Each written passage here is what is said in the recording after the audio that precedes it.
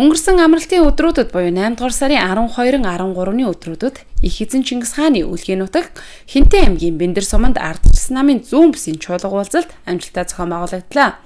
Намын удирдлагууд намынхаа гишүүн бүрийг хөгжүүлэхэд зориулсан сургалтыг зохион байгуулахаас гадна туршлага солилцох цаашдын зорилгоо намынхаа гишүүдэд танилцуулсан үр дүн өндөртөө уулзалт боллоо. Мөн чуулганы үеэр байгалийн гамшиг болон гал төмрийн үеэр гэр оронгүй болсон нутгийн 3 өргөд намын удирдлагууд болон Хинтээ аймгийн ардчилсан намын удирдлагуудын зүгээс 5 хантай өргөө цагаан гэрийг өгсөн юм а.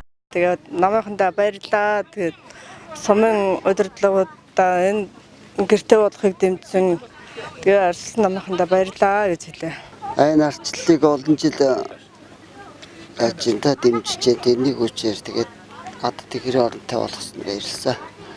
Бүх энэ яасан ардчлалын дэмжиж байгаа бүх хүмүүстээ баярын мэнд хүргэе.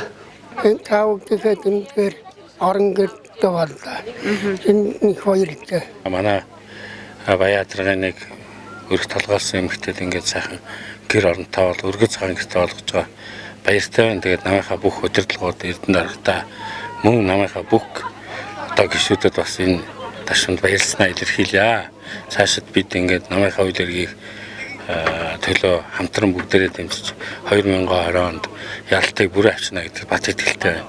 Энэхүү гэр авсан иргэд ардчилсан намын удирдлагуудад талархаж байгаа илэрхийлэн цаашдынх нь ажилд амжилт хүссэн юм а.